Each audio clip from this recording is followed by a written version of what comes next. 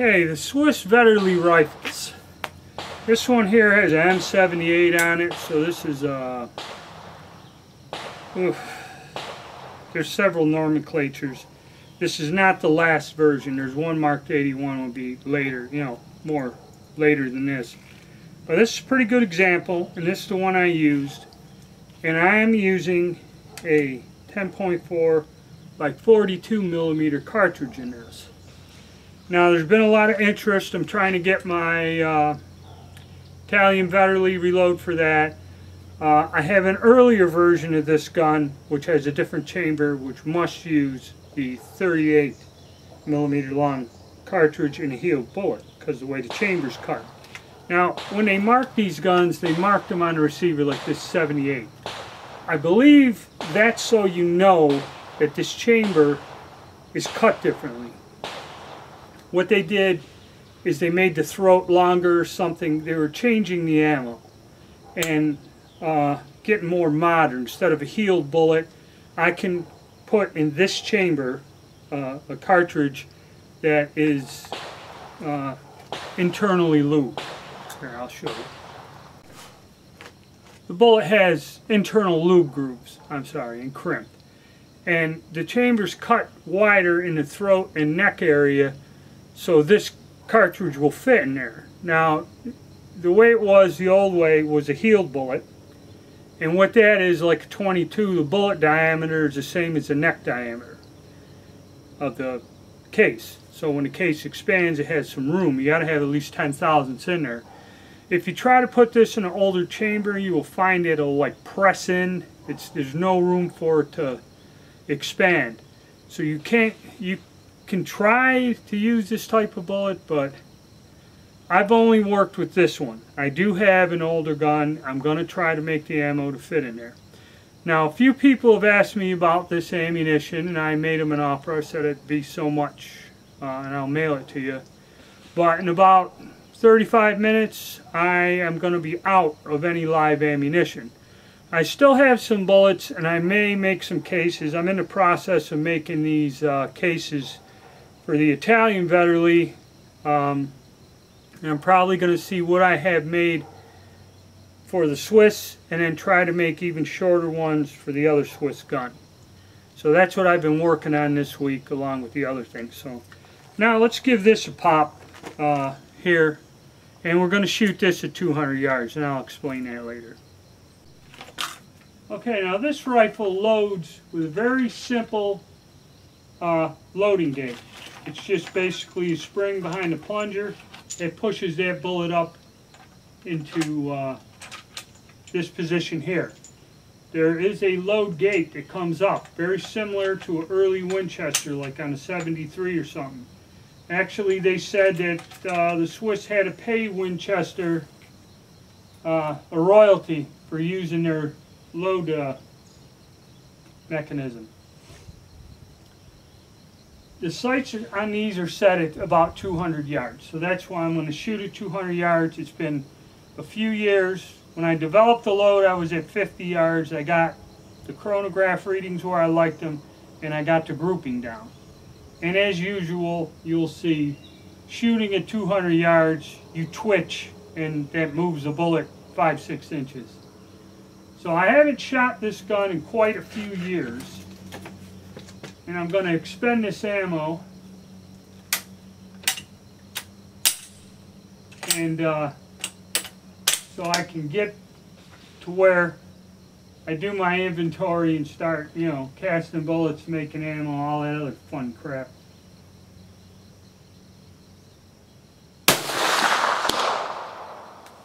Actually, it's not bad. The way this load is, it's comfortable to shoot. It isn't too terrible. But they no longer make that SR 70 something 29, whatever it is. It's no longer made. So I'm going to have to start using a different powder. And I kind of don't like that 5477, but that's about the only thing people are using. Alright, looks like I went kind of high and to the right and just clipped the end of that paper. So again, go find that. Gun functions well. Let's try to get her in there.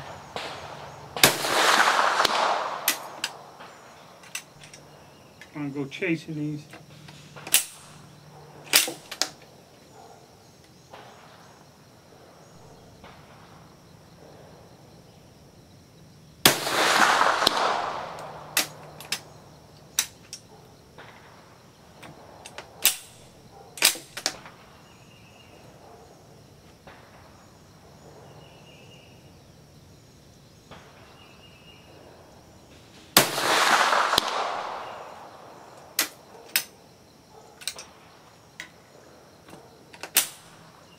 That's it.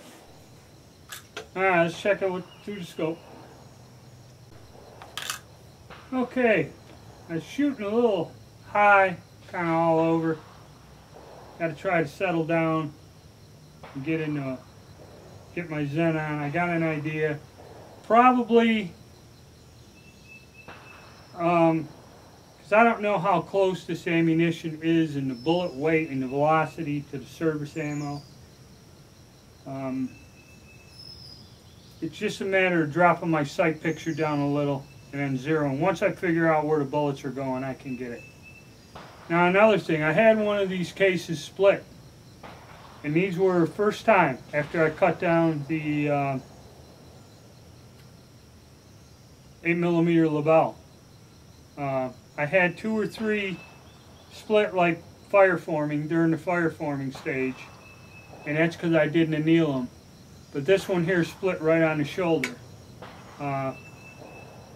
So you got to do an awful lot. This brass is expensive and it's a pain in the ass to make this.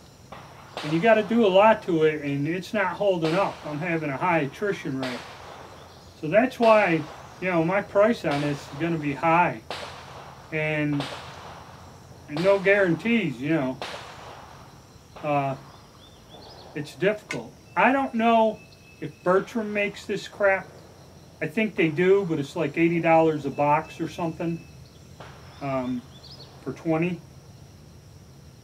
So I don't know whether to try that, but so far I got about another 20 that I fired once, cleaned up. I'm going to run through these today, see how I do with this, and take it from there. Try to reload them, check them out, try to get another load in. I have to do another test run, change the powder.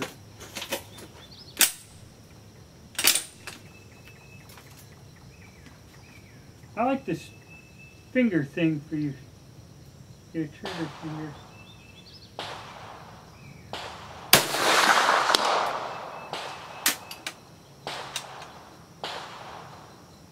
That one lived.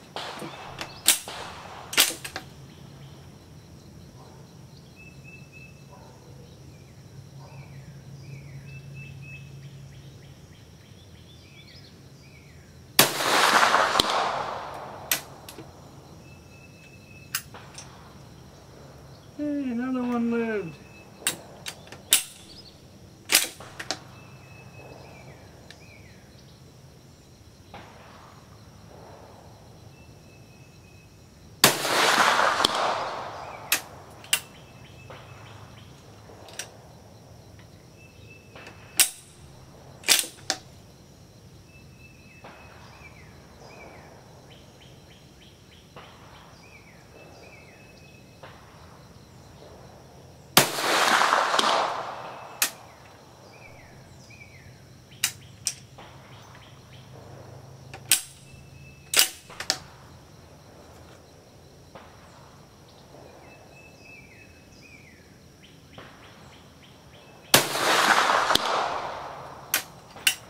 You hear them bullets thump that backstop even at 200 yards.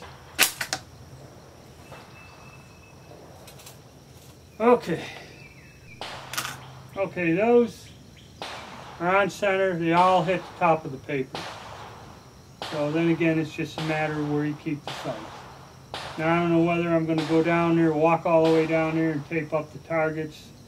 Maybe try a few other things out here at 200. I don't know, but I may. Okay, here's our Swiss rifle. Now, not too terrible. The first 3 are up high, and then I believe the 5 shots are on the paper and 1 off to the side there. So that's what I did initially, just getting an idea of where I am. So I got an idea where to aim, the windage isn't off, and that's kind of the grouping. So we're going to go back and tape these up and then come back and work on this again. Alright, now we got an idea where our Swiss rifle shoots.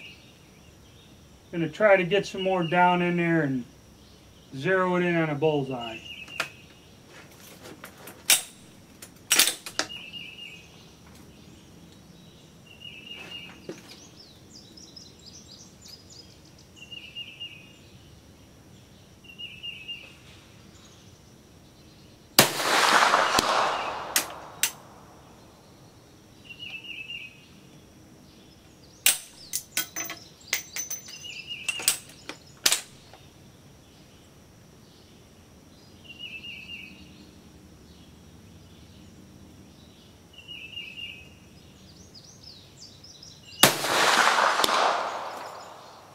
See where those went. Okay, a tad bit high. That's why usually it's good to have a spotter and have somebody spot for you and then stick with it. I went to the other gun and then now I gotta rethink it all again.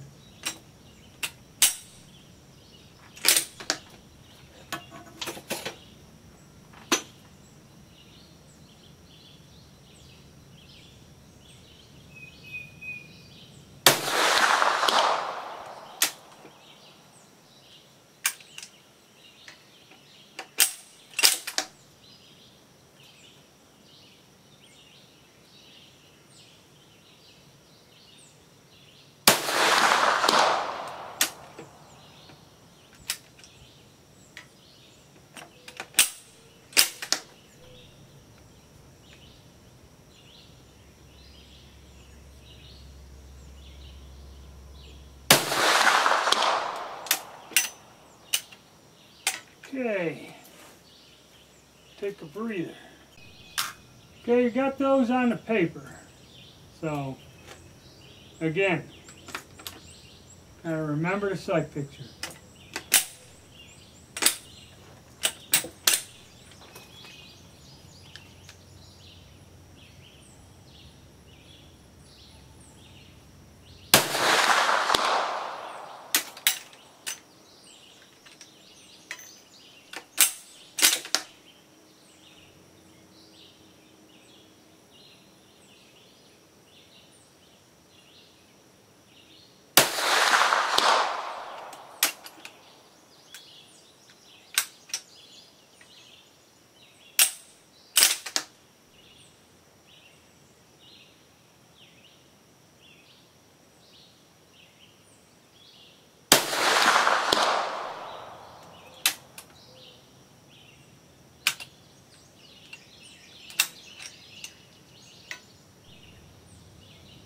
So far no brass split or broke. I only lost the one.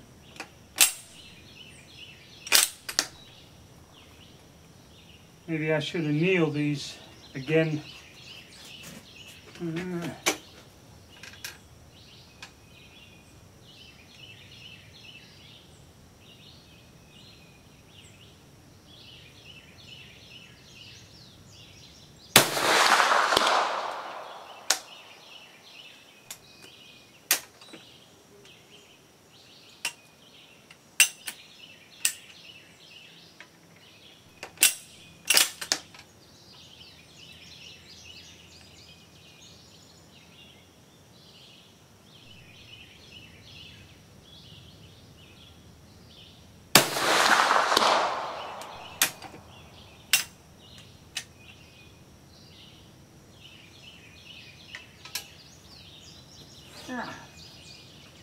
Let's check it out with the spotting scope.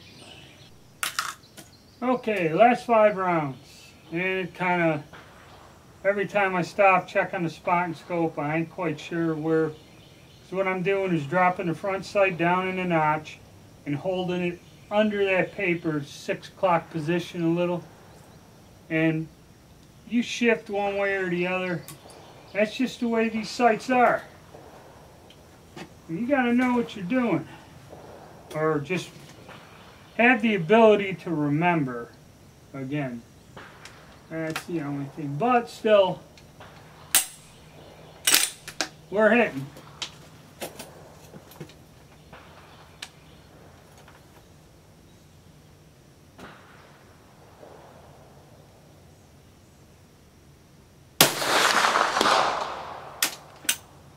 They're kind of a comfortable gun to shoot with this curved butt plate and that. Big, heavy.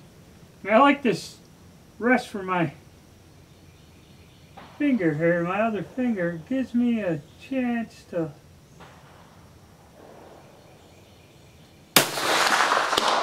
pull back straight on the trigger. Got to do more work with these, probably will. A lot of interest. Gonna do a video with the two of them, kind of recap it, and then go on to trying to make some ammo for them. I'm not happy with a lot of the work I have to put in. This stuff fails the way it does.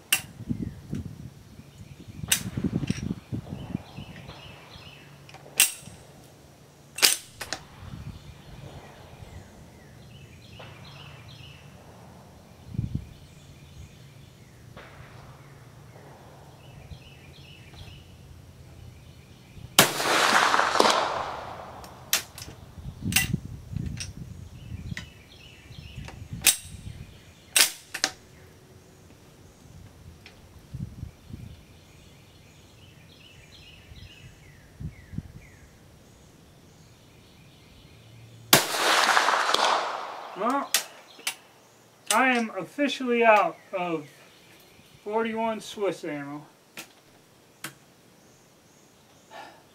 We'll go down and take a look at the target here. Okay, now our Swiss rifle. What I did is I shot high, then I shot a 5-shot group. It was about right through there. And somehow, when I adjusted the sight picture, I got low next time around. And then finally, the last 5 I got up in here. So, that's not too bad for an old gun with that. The only sad thing is they don't make that powder no more, so I gotta develop a different load.